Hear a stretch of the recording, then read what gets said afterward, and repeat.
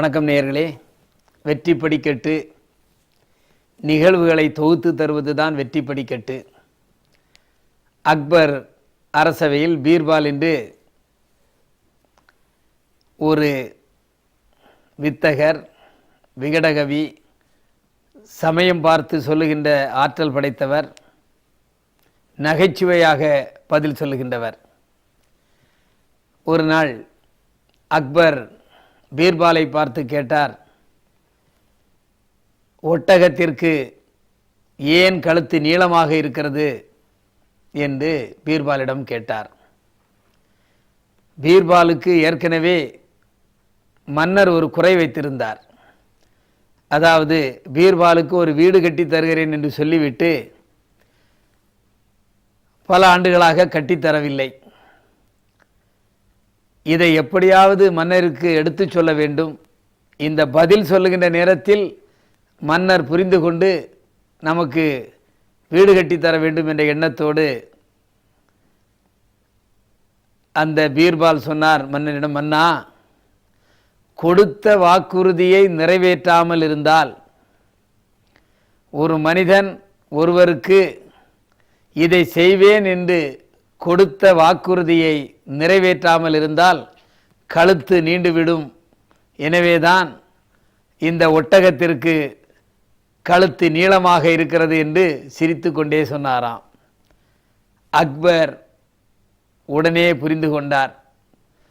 நாம் பீர்பாலுக்கு வீடு கட்டி தருகிறேன் என்று சொன்னோம், அதை செய்யவில்லை என்பதை எவ்வளவு நாசுக்காக பீர்பால் இங்கே எடுத்து சொல்லிவிட்டார் என்று சொல்லி முதுகிலே தட்டி கொடுத்து அவருக்கு வீடும் கட்டி கொடுத்தார்.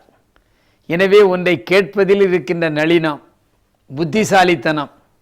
ஒரு கேள்விக்கு பதிலில் தனக்கு கிடைக்க வேண்டியதை கேட்காமலே பெற்றுக்கொண்டார் பீர்பால். இதுதான் சமயோகித புத்தி. வாழ்க்கையில் நாமும் சில நேரத்தில் சிலர் தருவேன் என்று சொன்னதை நேரடியாக கேட்காமல் மறைமுகமாக கேட்டு பெற்றுக்கொள்ளுகின்ற சாத்தியம் நமக்கு இருக்கும். அதுவும் சொல்லுகின்ற விதம் ஒரு எளிமையாக, ஒரு சந்தோஷமாக, ஒன்றோடு ஒன்று இணைத்து சொல்லுகின்ற நேரத்தில் புரிந்து கொண்டு நம் தேவையை பூர்த்தி செய்வார்கள். வாழ்க்கையில் ஒவ்வொன்று செய்கையிலும் நாம் அப்படி இருந்தால் எந்த மனக்கசப்பும் இல்லாமல் கிடைக்க வேண்டியதை நாம் பெற்று வாழ்க்கையில் வளமாக இருக்கலாம்.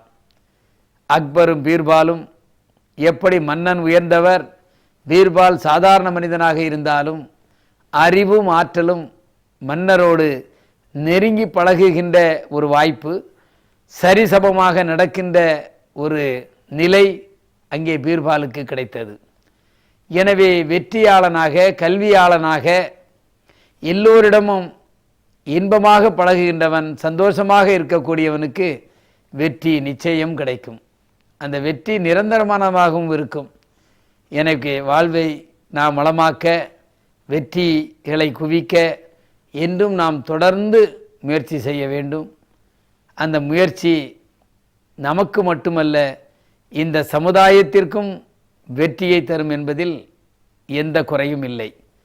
வெற்றி படிக்கட்டு தினமும் 7 மணிக்கு உங்களை அந்த படிக்கட்டில் நிறுத்தி சாதனை செய்வதற்காக தினமும் வசந்த் டிவி உங்களை அழைத்து செல்கிறது.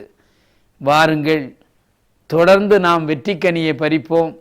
அதற்கு சிறு சிறு உதாரணங்களை, சிறு சிறு நிகழ்வுகளை நாம் செவ்வனே பதித்து கொண்டால் சில நேரங்களில் அது நமக்கு வழிகாட்டுகின்ற ஒரு ஆற்றலை தரும். அந்த ஆற்றலே வெற்றியாளனாக நம்மை மாற்றும். வெற்றி நமக்கு கிடைக்க வேண்டும், எல்லோருக்கும் கிடைக்க வேண்டும் என்று சொல்லி மீண்டும் சந்திப்போம். நன்றி, வணக்கம்.